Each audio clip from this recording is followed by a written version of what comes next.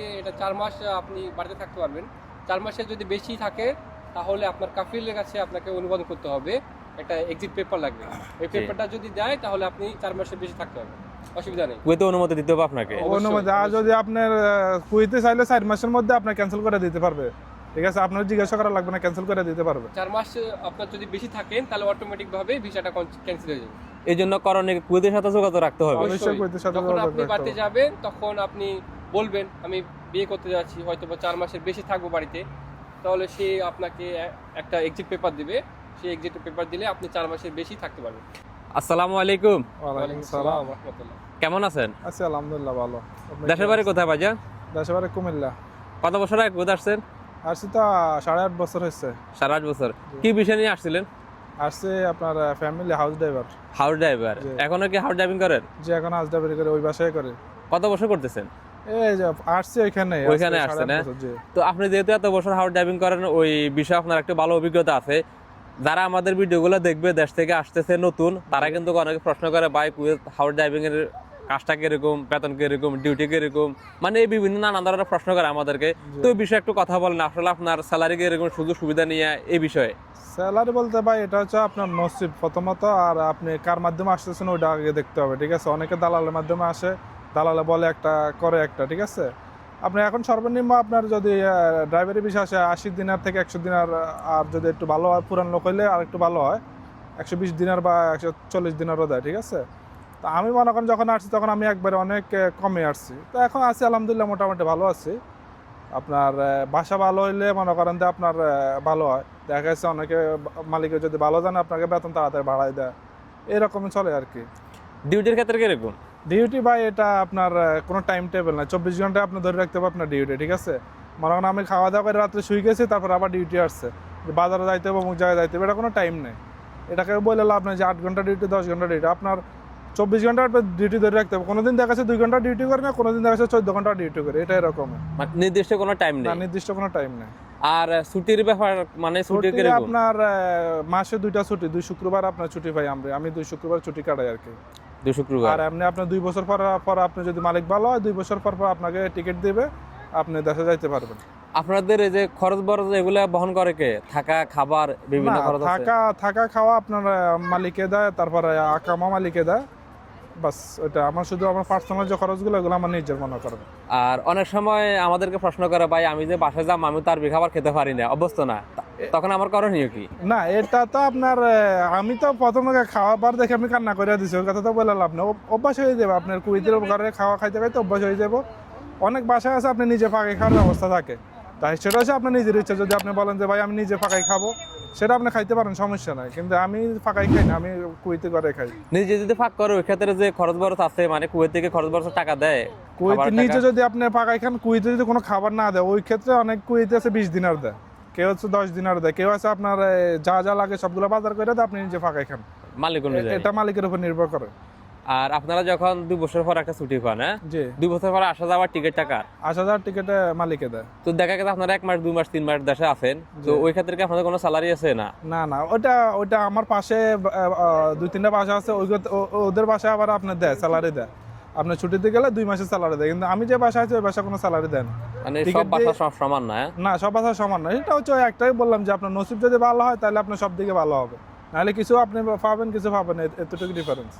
আর এখন আমি গত 2 দিন আগে একটা নিউজ দেখছি যে খাদেম ড্রাইভার যারা আছে, অর্থাৎ ঘরে কাজ করে খাদেম বিষয় আকামাদারি লোক যারা আছে, 4 মাসের বেশি তারা দেশে থাকতে পারবে না। এটা এটা আমিও শুনছি, তবে এটা এখনো শিওর জানি না, কারণ আমি গত বছর আপনার দেশ থেকে আসছি, আমি 4 মাসের উপরে ছিলাম। এটা ঠিক কথা আছে। হচ্ছে কি যে এটা 4 মাস আপনি বাড়িতে থাকতে পারবেন। 4 মাসের যদি বেশি থাকে তাহলে আপনার কাফিলের কাছে আপনাকে অনুমোদন করতে হবে। একটা এক্সিট পেপার লাগবে। এই পেপারটা যদি দেয় তাহলে আপনি 4 মাসের বেশি থাকতে পারবেন। অসুবিধা নেই। কুয়েতে অনুমতি দিতে হবে আপনাকে। অবশ্যই, অনুমতি আর যদি আপনার কুয়েতে চাইলে 4 মাসের মধ্যে আপনার ক্যান্সেল করে দিতে পারবে। ঠিক আছে, আপনার জিজ্ঞাসা করা লাগবে না, ক্যান্সেল করে দিতে পারবে। 4 মাস আপনার যদি বেশি থাকেন তাহলে অটোমেটিক ভাবে ভিসাটা ক্যান্সেল হয়ে যাবে। এই জন্য করণীয় কুয়েতের সাথে যোগাযোগ রাখতে হবে। অবশ্যই কুয়েতের সাথে যখন যোগাযোগ আপনি রাখতে বাড়িতে হবে। যাবেন তখন আপনি বলবেন আমি বিয়ে করতে যাচ্ছি, হয়তো বা 4 মাসের বেশি থাকবো বাড়িতে, তাহলে সে আপনাকে একটা এক্সিট পেপার দিবে। সেই এক্সিট পেপার দিলে আপনি 4 মাসের বেশি থাকতে পারবেন, অসুবিধা নেই। আরেকটা বিষয়, অনেকে কিন্তু খাদে ফ্রি কিন্তু বহুত লোক আছে কুয়েতে, বহুত অনেকে আছে কফিল চিনেও না, দালালের মাধ্যমে আসছে, ওরা এগুলাতে বিষয়টা সমস্যা লাগায়। ভাই, হ্যাঁ। ওদের ক্ষেত্রে কি করণীয়? ওরা ওদের কফিল ক্ষেত্রে- চিনেও না। ওরে ভাই এটা তো সমস্যা। আমি আপনাকে বলি, গত বছর আমি দেশে গেছিলাম, আমি যে ফ্লাইটে আসছিলাম ওই ফ্লাইটে 2 জনকে ক্যান্সেল পাইছে। ওরা মানে আপনার খাদেম ফ্রি কিন্তু ওরা কফিলের চিনো না, জানো না, ঠিক আছে, কফিলে ক্যান্সেল করে দিচ্ছে, এরকম প্রচুর আছে। তো আপনি যদি বাইরে কাজ করেন আপনি প্রতিনিয়ত কফিলের সাথে যোগাযোগ রাখবেন, ভালো সম্পর্ক রাখবেন, ঠিক আছে, তাইলে আর আপনার সমস্যাগুলো হয় না। আর সবসাথে বেশি ভালো যদি সম্ভব হয় 4 মাসের ভিতরে চলে আসে। হ্যাঁ হ্যাঁ, 4 মাসে এটাই এখন বেটার আপনার, কারণ এটা কোনো আপনার নির্দিষ্ট কোনো ইয়ে নেই। যদি আপনি ক্যান্সেল করে দিলে আপনি 1 মাসের লাগে আপনি লাইফটা আপনার বরবাদ হয়ে গেল। সবার তো আর কফিলে, অনেকে আবার কফিলের সাথে, যেমন আমি আসছি, আমি যার মধ্যে কামা লাগা আনছে, ও কিন্তু আমার কফিলে পরিচয় করাই দেয় না। হ্যাঁ, এটা আছে, অনেকে দিতে এরকম চায় আছে না। অনেক, ওই আপনার থেকে পরিচয় টাকা করায় দেয় বেশি না, হ্যাঁ, কফিলে টাকা কম দেয়, কারণ আপনার পরিচয় করে দিতে চায় না, ঠিক আছে। এই জন্য সবার তো উচিত 4 মাসের আগে চলে যারা আসা। এগুলা করে তারা অন্তত কফিলের সাথে যোগাযোগ রাখলে আপনার এটা এত সমস্যা হয় না, ঠিক আছে, ভালো হয় এটাই। তো যারা খাদিম বিষয়ে আসতে চায়, ওদের উদ্দেশ্যে কিছু বলার আছে, তাদের করণীয় কি আসলে কি ভালো হবে, কতটুকু লাভবান হবে, না, লাভজনক হবে? লাভবান আমি আপনাকে বলি, আপনি যারা খাদেম বিষয় আসতে চায় এরা মনে করেন আপনার কার মাধ্যমে আসতে চায় আগে এটা দেখতে হবে। আপনি দালালের কথা বিশেষ করে লাভ নাই। আপনি যদি কোনো আত্মীয়র মাধ্যমে আসেন, আপনি যদি কোনো আপনার ফ্যামিলির কেউ আপনি নিয়ে আসেন, তাহলে আলাদা হিসাব। আর বাইরে কেউ যদি আপনার বিষয়টা দালাল, তাহলে আপনি যাচাই বাছাই করে আসবেন, ঠিক আছে। আপনার কারণ কুইতে এখন অ্যাভেলেবেল বাংলাদেশি আছে, আপনি কারোর মাধ্যমে আপনি ঠিকানাটা যাচাই করেন, বাসার কি পরিস্থিতি, কি আসে বিষয়, লোক ভালো কিনা, এগুলো আপনি যাচাই করে তারপর আসতে পারেন। বাট আমার মতে এখন যে কুয়েতের পরিস্থিতি, কুয়েতের আইন এখন ব্যাপক কড়া, মানে কঠোর। তো এখন যে খাদিম ভিসা যেটা ফ্রি বলছেন, এই ভিসাতে যদি কাউকে যদি ধরে বাইরে কাজ করার জন্য, সঙ্গে সঙ্গে ফিঙ্গারপ্রিন্ট ব্লক করে দেশে পাঠিয়ে দিয়েছে। হ্যাঁ সে আর জীবনে কুয়েতে মাটিতে পা দিতে পারবে না, হ্যাঁ। সে সারা জীবন কুয়েতের জন্য ব্যান। তা আমার জ্ঞানে কুয়েতে খাদিম ফ্রি ভিসায় না আসাই ভালো, যে 11 লাখ টাকা 12 লাখ টাকা দিয়ে আপনার এখানে ফ্রি ভিসা কোনো লাভ নেই।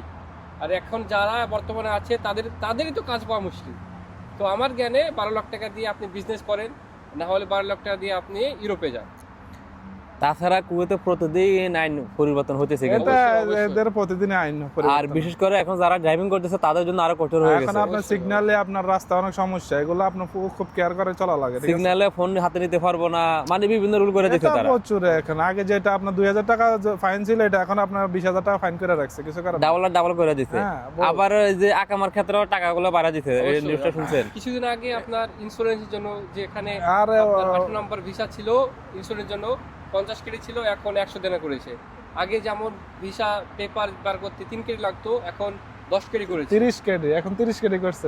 3 কেডি কেডি, ফ্যামিলি বিষয়টা 30 3 কেডি কেটে করছে থেকে এখন। 30 কেটে 3 দিনের থেকে 30 দিন, 10 গুণ বাড়া দিচ্ছে না তাহলে? 10 গুণ, হ্যাঁ 10 গুণ তো বাইরে দিচ্ছে। এটা এরা মনে হয় একটা যে মাস শিকার করে না, বর্ষি ফালাইছে না, এরা এখন চালু করছে আপনার ফ্যামিলি বিষয়টা, এখন দেখছে যে না মানুষ তো আসতেছে আসতেছে।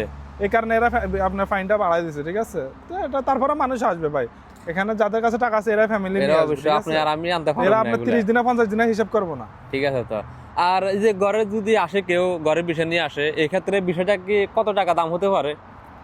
ভিসা আপনি যদি আপনি বাসায় ডিউটি করেন, হ্যাঁ, বাইরে ডিউটি যদি করেন, যদি আপনার মালিকের সাথে কথা বলে, তাহলে এরা পয়সা খায়, ঠিক পয়সা আছে। খায়। আর যদি আপনি ওই ঘরে কাজ করেন, তাহলে কিন্তু অনেক আছে আপনার টাকা লাগে না, Free দিয়ে দেয়। আপনার ভিসাটা ফ্রি দিবে।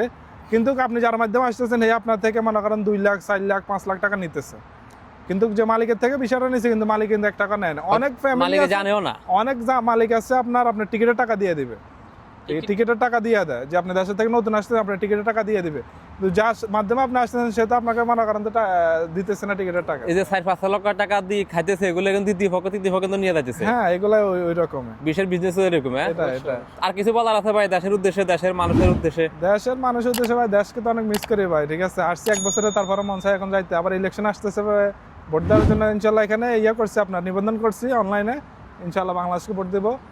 যে আসুক বাংলাদেশে ভালোর পক্ষে কাজ করুক, এই কামনাই করি। সবাই ভালো থাকবেন।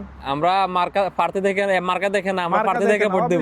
আমি ভাই এখানে প্রচুর দেখছি আপনার সাপোর্ট করে এক দলকে, কিন্তু সে বলে যে ভাই আমার এটা খুলে দাও, আমি অন্য দলকে ভোট দিব, কিন্তু সাপোর্ট করে কিন্তু সে এক দলকে। আমি ঠিক নাম আছে, বলতেছি না, যাই হোক, আমি 8-10 জনকে খুলে দিছে ইয়েটা, ঠিক আছে।